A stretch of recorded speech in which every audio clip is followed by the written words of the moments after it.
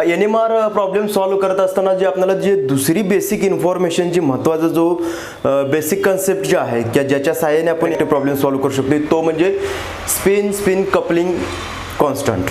आता हा SS जो कपलिंग कॉन्स्टंट जो आहे तर तो कॉन्स्टंट कशा पद्धतीने आपण प्रॉब्लेम सॉल्व करताना यूज करू शकतो तो पाहणार आहे.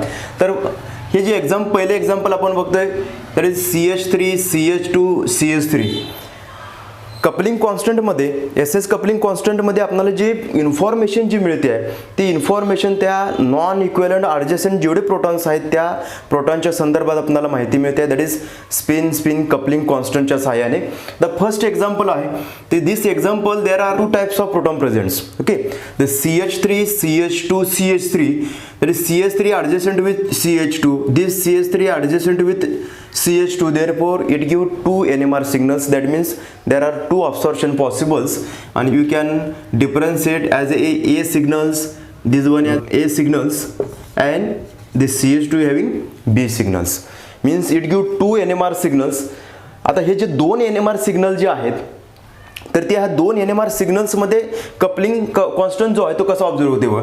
हा CH3 जो प्रोटॉन आहे तो नॉन इक्विव्हॅलंट CH2 प्रोटॉनच्या ॲडजसेंटला असल्यामुळे that is it also called as a neighbouring non equivalent protons की हा कपल होते ह्या CH3 प्रोटॉन सोबत. म्हणजे A कपल विथ B आणि B वरचे जे प्रोटॉन्स आहेत ते प्रोटॉन्स प्लस कपलिंग कॉन्स्टंट असणारा जो रूल आहे तर त्या रूलच्या साहाय्याने that is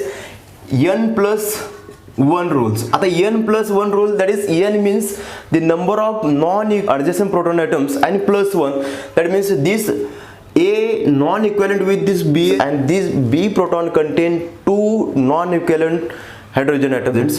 Therefore 2 + 1 the A give as a triplet as a coupling constant.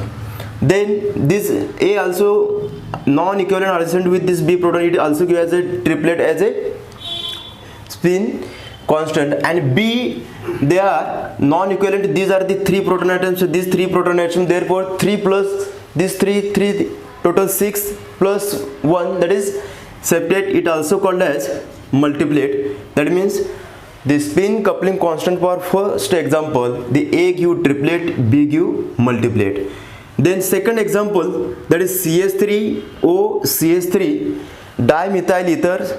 This molecule contain there are only one types equivalent proton presents, therefore this molecule give 1 NMR signals, and this 1 NMR signals जो एकच NMR signals असतो तो split होऊ शकत नाही. therefore there is splitting pattern for this molecule, it give as a singlet. Yes. Then the third examples, this molecule contain there are 3 types of proton present, that is CH3 CH2 and NH2 proton atoms. Heteroatom proton they are do not couple with CH proton atoms, therefore these are the 3 proton atoms. आता ह्या 3 proton atoms 3 जे वेगवेगळे जे protons आहेत CH3 की जो non equivalent CH2 सोबत adjacent आहे नेबरिंग प्रोटॉन आहे त्यामुळे CH3 कपल विथ CH2 सोबत and it gives splitting pattern as a triplet. Then CH2 हा नॉन इक्विव्हॅलंट असणारे 3 प्रोटॉनच्या सोबत आहे आणि त्यामुळे त्याच्यासाठी जो स्प्लिटिंग पॅटर्न मिळणार आहे हे 3 आणि +1 it give that is quartet. आणि जे हेटेरो ॲटम वरती असणारे जे प्रोटॉन्स आहेत they do not couple with the carbon proton, therefore it give as A singlet. आता ह्या 3 जे वेगवेगळे एक्झाम्पल्स आहेत ह्या वेगवेगळ्या एक्झाम्पलच्या सहाय्याने आपण जो स्प्लिटिंग पॅटर्न मिळत असतो प्रॉब्लेम सॉल्व करण्यासाठी जे महत्त्वाचे आहेत म्हणजे जे नॉन इक्विव्हॅलंट ॲडजसेंट प्रोटॉनची जी इन्फॉर्मेशन आहे ती इन्फॉर्मेशन आपल्याला ह्या स्पिन कपलिंगच्या सहाय्याने मिळते. त्यामुळे triplet indicate the non-equivalent 2 proton atoms according to N+1 rules. This singlet indicate there are the equivalent proton presents. This triplet indicate the non-equivalent 2 proton atoms. Then quartet indicate non-equivalent 3 proton atoms, and again singlet indicate there are no non-equivalent adjacent proton, therefore it give singlet as a splitting pattern.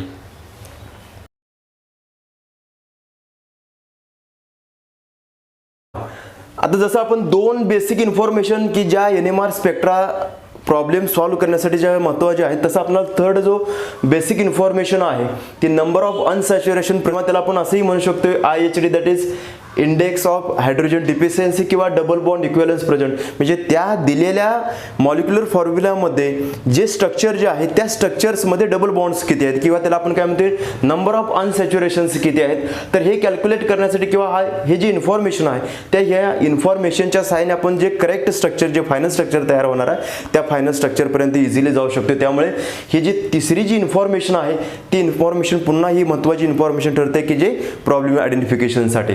मग त्या number of double bond equivalence calculate formula जो आहे किंवा आपण easily जे structure determine करत असताना number of double bond calculate करू शकतोय. जसं की for example you can the number of carbon atoms add 1 that is C+1, the number of 5, then minus number of half hydrogen atoms जेवढे present आहेत त्याचे half करायचे आणि ते मायनस करायचे, म्हणजे किती आहे तिथे 10 आहेत. 10 मधून निम्मे केले किती होतील 5 आहेत. म्हणजे आपण जर हे इझिली जर प्रॉब्लेम जे डबल बॉन्ड कॅल्क्युलेट करायला गेलं तर आपल्याला जे आन्सर मिळेल की ज्या मॉलिक्युल फॉर्म्युला जो दिलेला आहे ह्या मॉलिक्युलर फॉर्म्युलामध्ये एकही अनसॅच्युरेशन नाही, म्हणजे त्या मॉलिक्युलर फॉर्म्युलामध्ये डबल बॉन्ड असण्याची शक्यता नाही आहे, म्हणजे 0 डबल बॉन्ड्स आहेत. आता दुसरा जो आपण जो स्ट्रक्चर जो पाहतोय किंवा ह्या मॉलिक्युलर फॉर्म्युलामध्ये ऑक्सिजन ॲटम्स आहेत. ऑक्सिजन ॲटम आपण ह्या फॉर्म्युलेच्या सहाय्याने त्या ऑक्सिजन ॲटमला ॲडही करत नाही किंवा सबस्टेटही करत नाही किंवा त्याचं त्या मॉलिक्युलर फॉर्म्युल्यापासून आपल्याला डबल बॉन्ड कॅल्क्युलेशनमध्ये त्या ऑक्सिजनचं कुठेही त्यामध्ये ॲडिशन किंवा डिलिशन करायचं नाही. परंतु जर समजा कंपाऊंड जर मॉलिक्युलर फॉर्म्युला जर असा असेल की C4H9Br म्हणजे हॅलोजन ॲटम्स आहेत किंवा मोनोव्हॅलंट जेवढे ॲटम्स आहेत त्या मोनोव्हॅलंट ॲटमच्या संदर्भात आपल्याला मॉलिक्युलर फॉर्म्युलामध्ये काय करायचं आहे. आता ह्या मॉलिक्युलर फॉर्म्युला जर पाहिलं तर आपल्याला कार्बनची संख्या दिसते 4 आहे, हायड्रोजनची संख्या 9 आहे, म्हणजे ऑड नंबर्स हायड्रोजन ॲटम्स आहेत. आता ह्या ऑड नंबर्स हायड्रोजन ॲटम्स ज्यावेळेस येतील त्यावेळेस एक तर आपण असं की ज्यावेळेस ऑड नंबर हायड्रोजन ॲटम्स आहेत त्यावेळेस तुम्हाला एक तर ॲड करायचं आहे किंवा सबस्ट्रॅक्ट करायचं आहे. आता काय करायचं बघा, नंबर ऑफ कार्बन ॲटम्स किती आहेत 4 आहे प्लस 1 ॲड करा म्हणजे किती झाले ते 5 झाले. हायड्रोजन ॲटम्स किती आहेत 9 आहेत. आता हा Br मोनोव्हॅलंट ॲटम आहे त्याच्यामुळे आपण काय करणार जेवढे हायड्रोजन आहेत त्यामध्ये ते Brचे एलिमेंट जे आहेत तेवढे ते ॲड करणार, म्हणजे एक Br आहे ते एक व्हॅल्यू आपण 9 मध्ये ॲड केली किती होतील 10 होतील आणि 10च्या निम्मे केल्यानंतर किती होतील 5 होतील. ओके, म्हणजे 5 - 5 it again that is 0 means unsaturation जे आहे किंवा डबल बॉन्ड इक्विव्हलन्स आहेत ह्याही मॉलिक्युलमध्ये आपल्याला काय म्हणतात 0 आहेत, म्हणजे जे स्ट्रक्चर जे तयार होणार आहे फायनल त्या फायनल स्ट्रक्चरमध्ये डबल बॉन्डची शक्यता नाही आहे. त्यानंतर जे तिसरे जे एक्झाम्पल इथं आपण जे पाहणार आहे ह्या तिसऱ्या एक्झाम्पल्समध्ये की जे मॉलिक्युलर फॉर्म्युला आहे C6H7N आहे, म्हणजे जो एन जो आहे आता एन जर पाहिलं तर तो ट्रायव्हॅलंट एलिमेंट आहे आणि ज्यावेळेस मॉलिक्युलर फॉर्म्युलामध्ये ट्रायव्हॅलंट एलिमेंट आहे पुन्हा त्यानंतर हायड्रोजनची जर आपण जे नंबर बघितले तर ते पुन्हा ऑड नंबर्स आहेत, म्हणजे एक तर आपल्याला इथं ॲड करायचं आहे किंवा सबस्ट्रॅक्ट करायचं आहे. त्यामुळे एन असताना किंवा ट्रायव्हॅलंट असताना म्हणजे नायट्रोजन आहे फॉस्फरस असे ज्यावेळेस एलिमेंट असतील मॉलिक्युलर फॉर्म्युलामध्ये त्यावेळेस आपल्याला काय करायचं पाहिजे,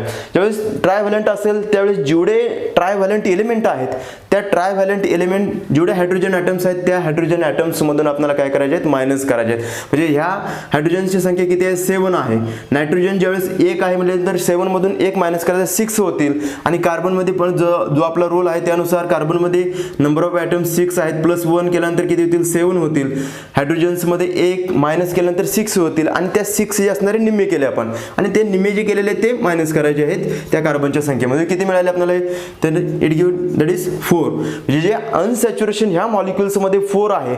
ज्यावेळेस कंपाऊंडमध्ये 4 डबल बॉन्ड्स आहेत त्यावेळेस एक जनरल असं ऑब्झर्वेशन मिळते की ते जे स्ट्रक्चर जे तयार होणार आहे फायनल स्ट्रक्चर त्या फायनल स्ट्रक्चर्समध्ये ॲरोमॅटिक न्यूक्लियस असण्याची शक्यता आहे. मग हे जे ॲरोमॅटिक न्यूक्लियस आहे किंवा नाही हे आपल्याला कन्फर्मेशन कशावर मिळेल की जे NMRचे जे डेटा अवेलेबल आहे किंवा जो IRचा डेटा आपल्याकडे मिळालेला आहे त्या IRच्या डेटाच्या सहाय्याने जे स्ट्रक्चर जे तयार होणार आहे ते स्ट्रक्चर आपल्याला ह्या डबल बॉन्डच्या सहाय्याने आपल्याला ते फायनल स्ट्रक्चरपर्यंत जाता येईल. त्यामुळे जेव्हा कधी मॉलिक्युलर फॉर्म्युलाचे ज्यावेळेस 4 डबल बॉन्ड्स येतील त्यावेळेस एक आपल्याला तिथे एक क्ल्यू असा मिळतो की त्या मॉलिक्युलर फॉर्म्युलामध्ये ॲरोमॅटिक न्यूक्लियस म्हणजे बेंझिन न्यूक्लियस असण्याची शक्यता आहे.